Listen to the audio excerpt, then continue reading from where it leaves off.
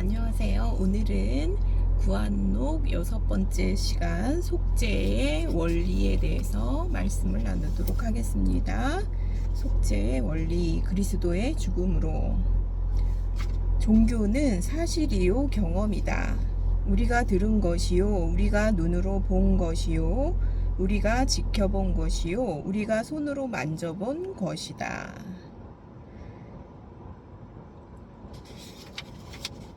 죄에서 우리를 구원하는 복음의 효과는 이론적 해석 여부에 달려있지 않다.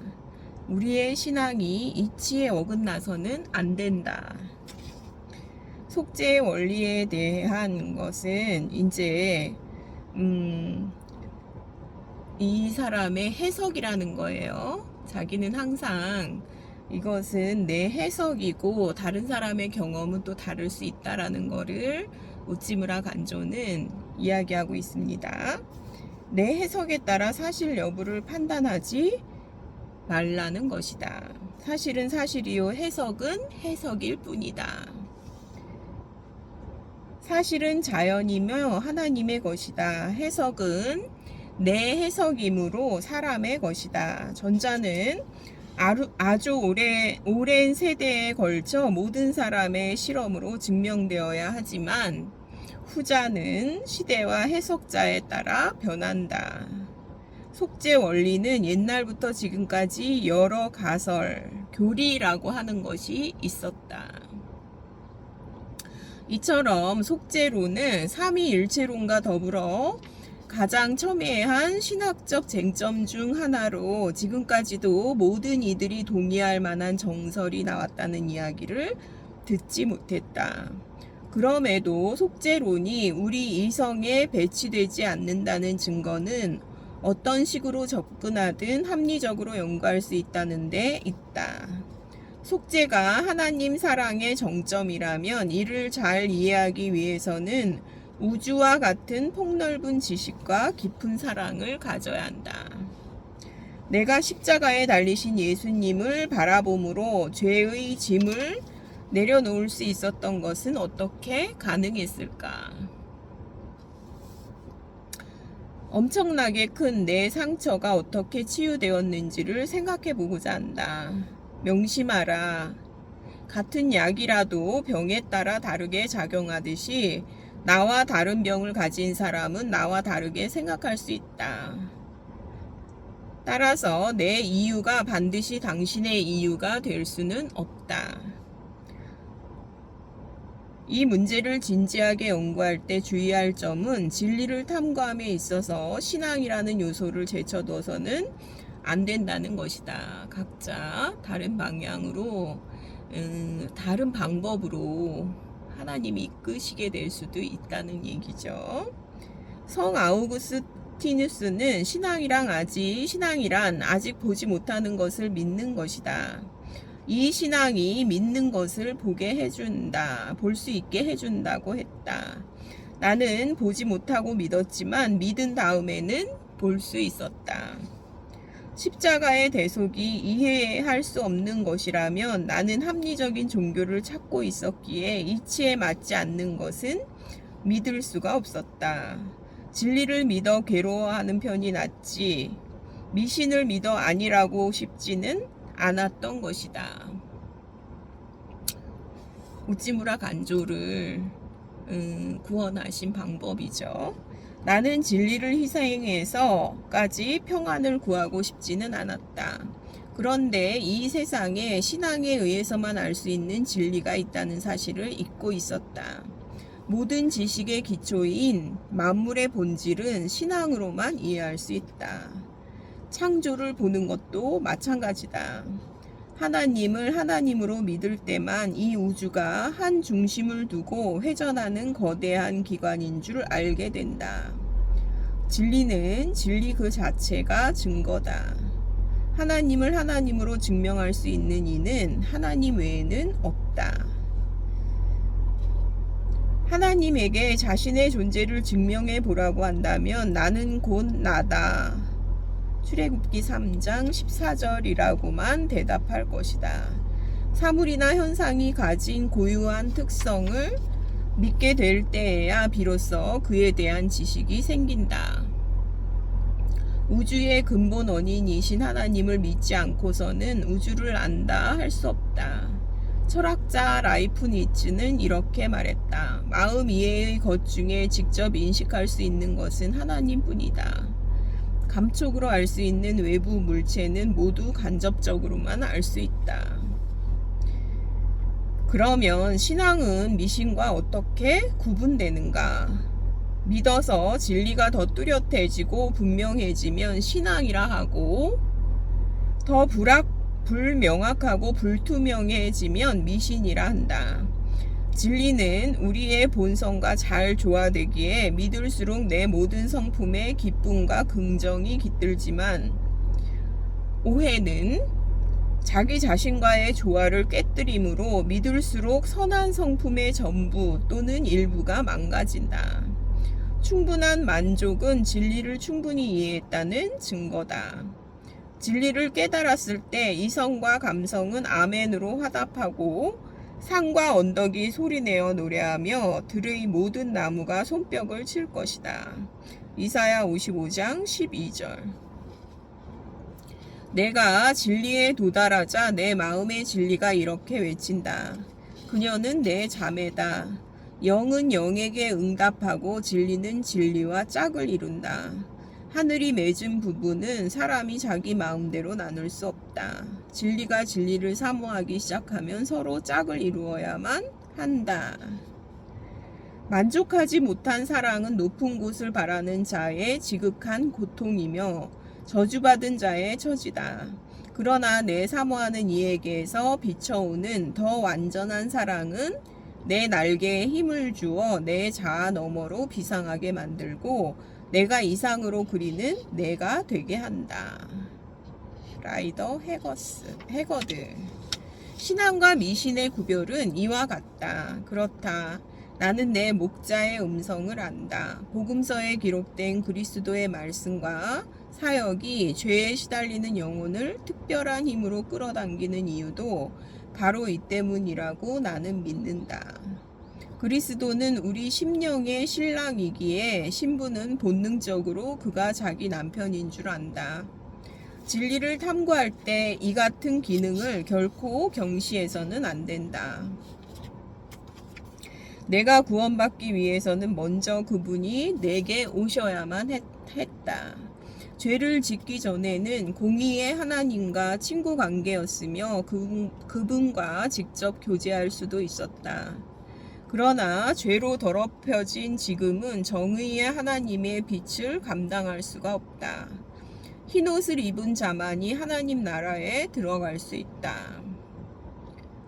진흙투성이며 만신창이가 된 내가 어찌 그 앞에 설 수 있단 말인가.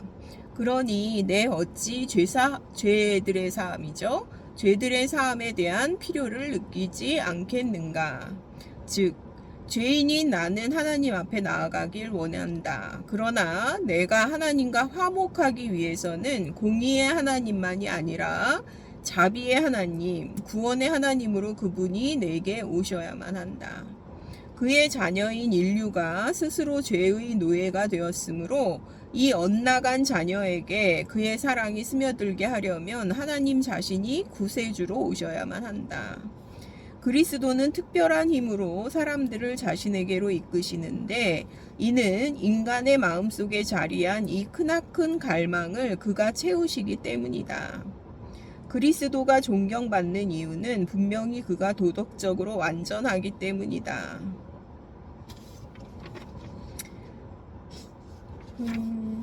슈트라우스도 그의 행적에 대해 평하기를 소크라테스는 사람같이 죽었고 그리스도는 하나님같이 죽었다 라고 했다.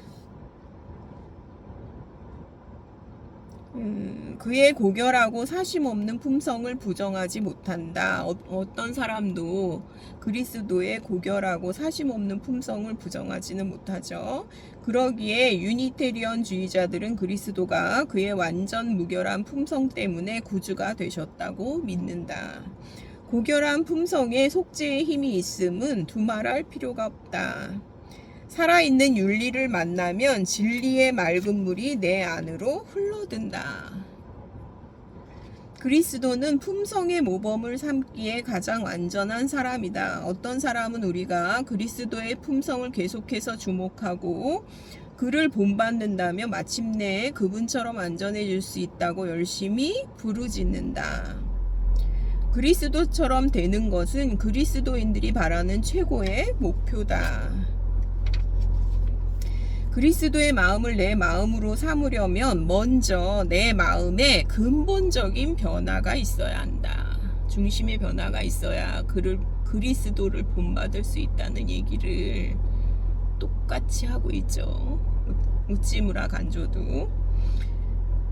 그리스도의 속죄 없이도 인간이 그리스도처럼 될 수 있다는 말은 비누 거품만으로 흑인이 백인이 될 수 있다는 말과 같다.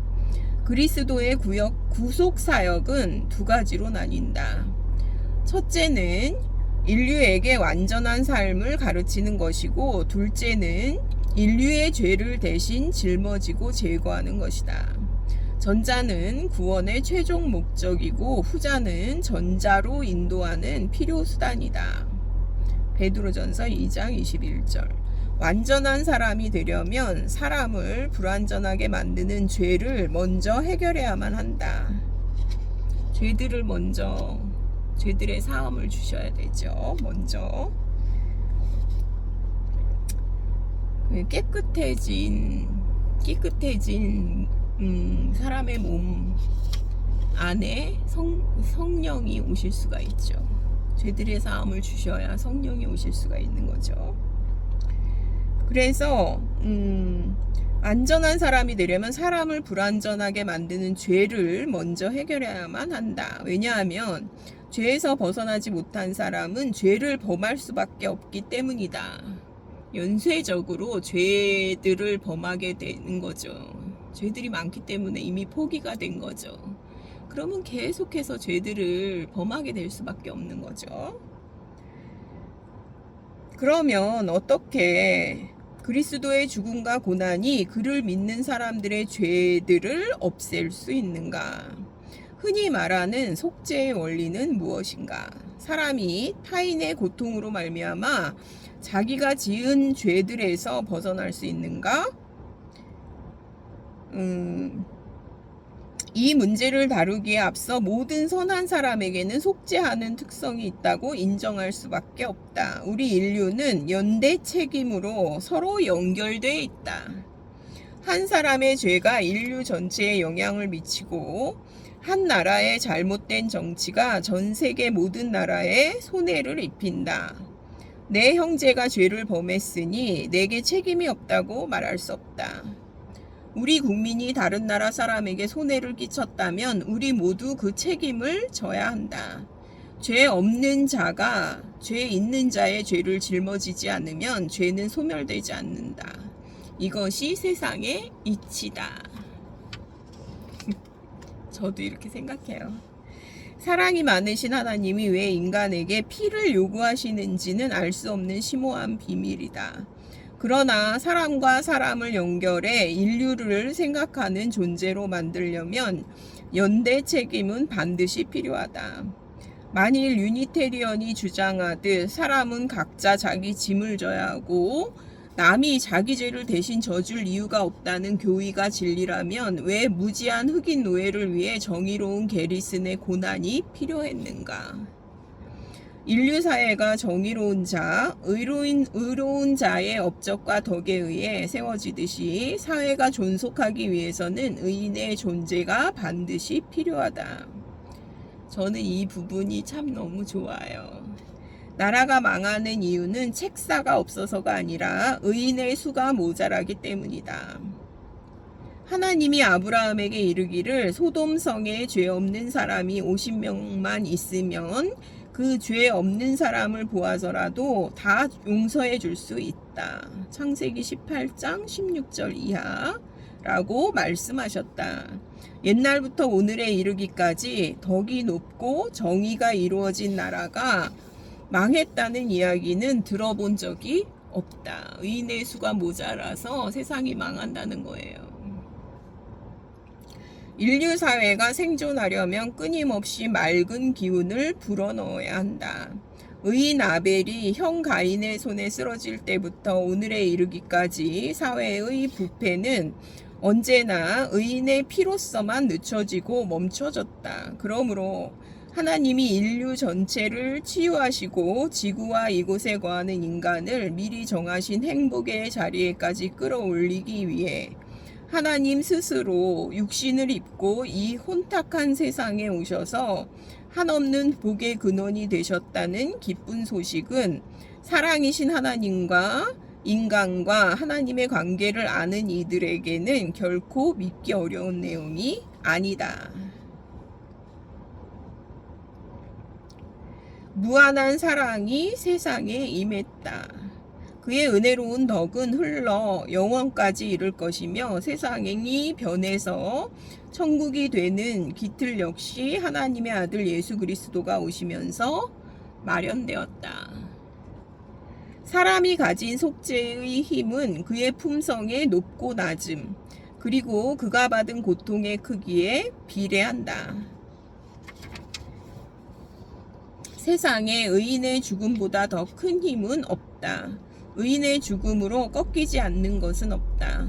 죄는 고통으로만 지울 수 있다. 피 흘림이 없으면 사함도 없다. 히브리서 9장 22절. 아버지의 위엄을 지키기 위해서 자식의 자유의지를 존중하기 때문이기도 하고, 이제 예수 그리스도를 보내주시고 십자가에서 돌아가시게 한 이유는 아버지의 위엄을 지키기 위해서 필요하기도 하고요. 자식의 자유의지를 존중하시기 때문이기도 하다는 거죠.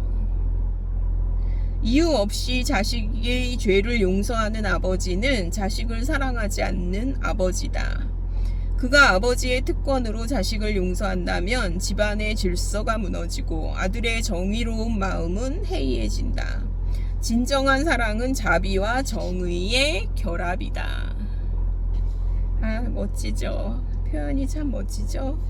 우리가 법률적 개념을 사용해 그리스도가 십자가에 달려 죽음으로 인류의 죄를 용서하기 위해 하나님의 공의를 만족시켰다고 보는 것도 이 때문이다.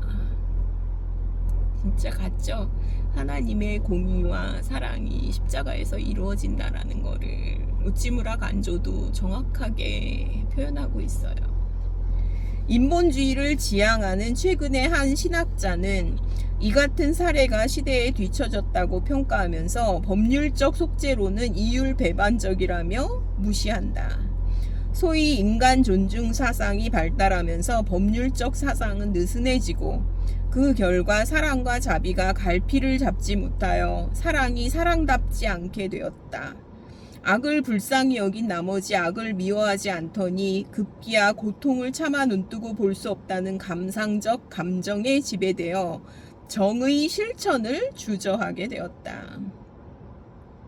이게 오늘날의 이런 신신학을 비판하기 위해서 심지어 이제 우찌무라 간조의 제자인 사람이 신신학으로 넘어가 버린 거예요. 하나님은 사랑이시라 이러면서 하나님의 공의를 넘어가 버린 거죠. 그래가지고 이제 우찌무라 간조는 이 구안록을 쓸 수밖에 없었던 거예요. 자기 제자라 그러면서 자기 이름을 팔면서 이렇게 이런 이제 신앙의 흐름이 있었던 거예요. 그때도 1910년, 20년 이때도 있었던 거죠.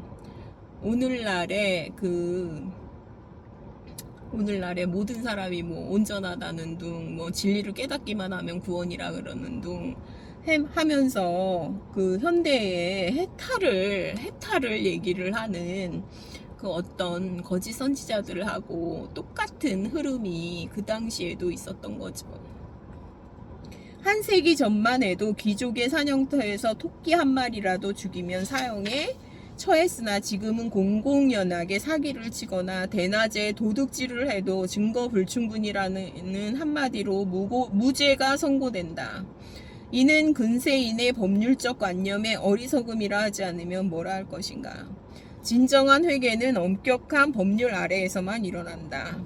단지 형벌에서 벗어나려는 태도는 진정한 회개가 아니다. 법률적 대가를 치러야 한다면 비록 사면 선고 소식을 접한다 하더라도 이를 믿지 못했을 마르틴 루터나 존 버년의 진지한 태도는 오늘날 방광과 관용을 혼동하는 신신학자들로서는 짐작조차 하기 어려울 것이다.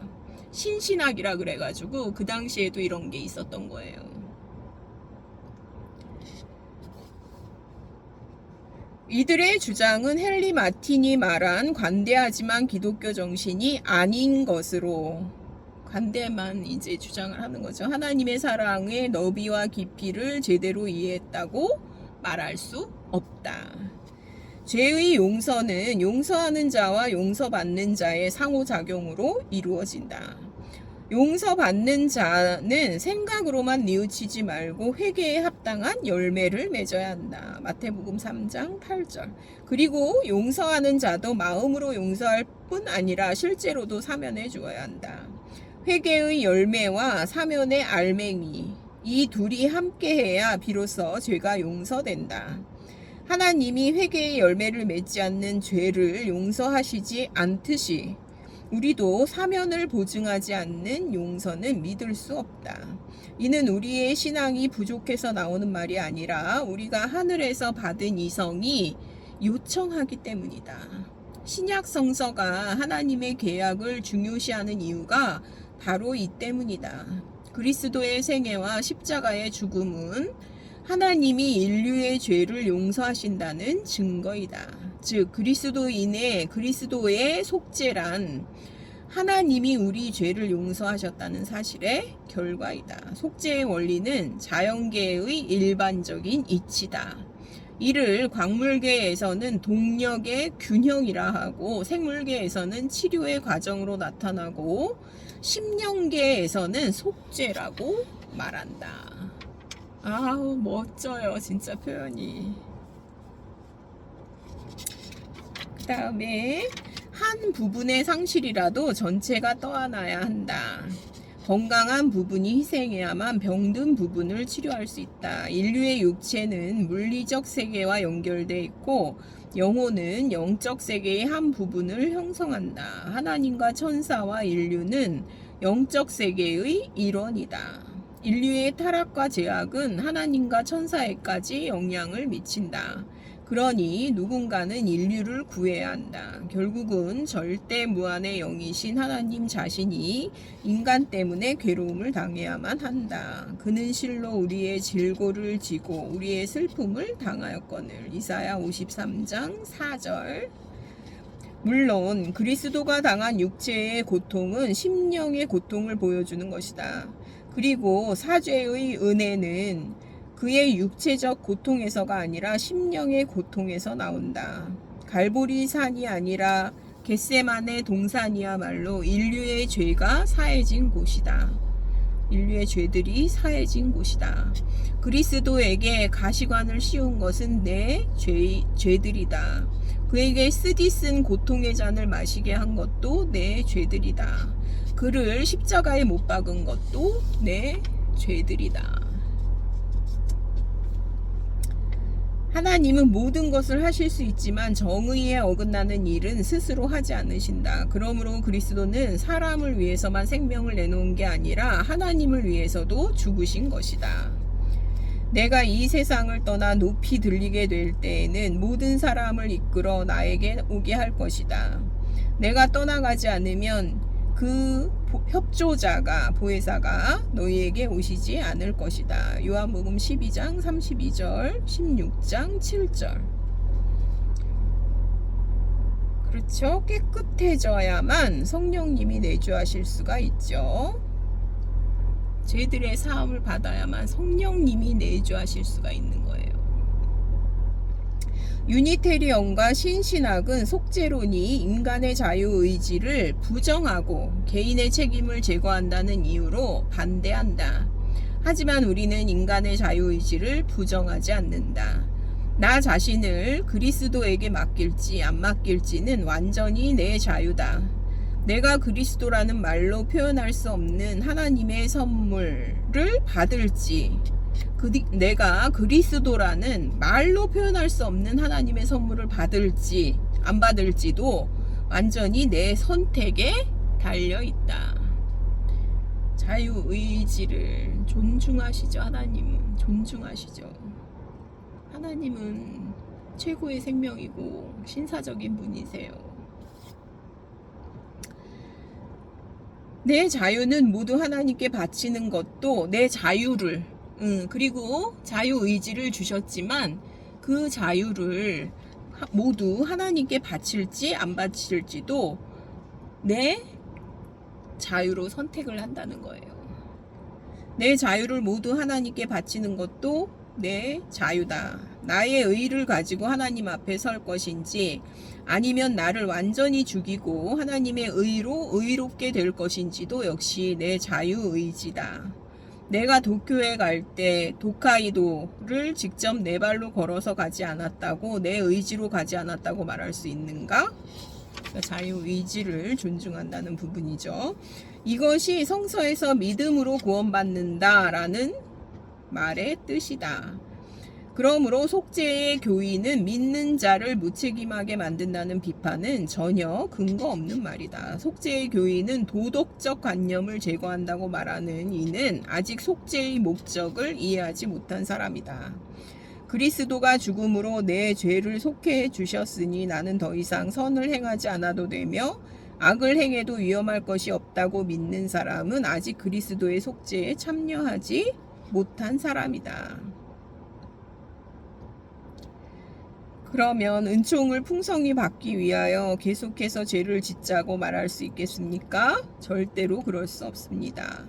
우리가 이미 죽어서 죄의 권세에서 벗어난 이상 어떻게 그대로 죄를 지으며 살 수 있겠습니까? 로마서 6장 1절 2절. 속죄의 목적은 우리를 완전한 사람으로 만드는 데 있다. 그리고 내가 그리스도의 속죄에 참여한 이유는 스스로는 결코 완전해질 수 없기 때문이다. 그러므로 속죄는 도덕의 궁극이다. 도덕이 끝나는 지점이 신앙이 시작되는 곳이다. 신앙은 도덕 위에 있다. 도덕의 정수를 신앙이라고 한다. 처음에 모세의 율법이 있었고 그 후에 그리스도의 은혜가 있다. 율법의 엄한 밧줄로 자기를 얽어맨 적이 없는 사람은 그리스도라는 구원자가 베푸는 은혜를 맛볼 수 없다. 저도 여기에 동의해요. 누구나 알다시피 때로 고상한 진리를 눈먼 자가 가지고 노는 일도 생긴다. 그리스도의 속죄는 의를 사모하는 이들의 휴식처이지 악인의 은신처가 아니다. 먼저 구약의 엄중한 도덕을 가르치지 않고 곧바로 신약의 부드러운 은혜를 가르치는 자는 자기 힘으로 살아갈 힘을 기르지도 못한 어린아이에게 막대한 유산을 남기는 미련한 아버지와 같다. 그 자녀가 나태하고 유약하고 무기력한 인간으로 자라는 것은 결코 이상한 일이 아니다. 그와 반대로 근면하고 정직하고 겸손한 아들이 성의를 다해 아버지의 뜻을 이루려 할 때는 아버지가 막대한 재산을 물려주더라도 그 아버지를 반대할 이유가 없고 아들의 태만을 걱정할 필요도 없다.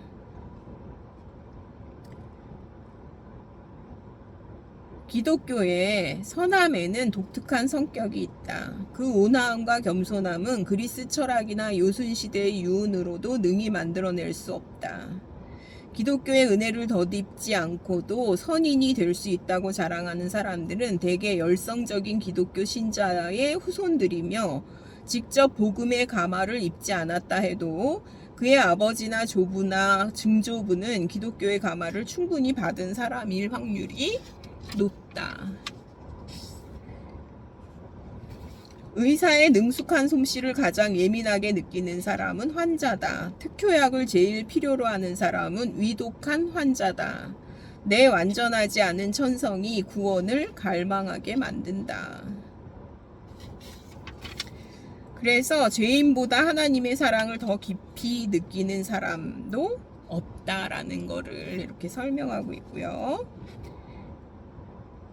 당신은 인류가 가장 단순한 진리를 가장 나중에 가서야 알게 된다는 사실을 인정해야 한다. 사람의 사유는 복잡한 데서 단순함으로 나아간다.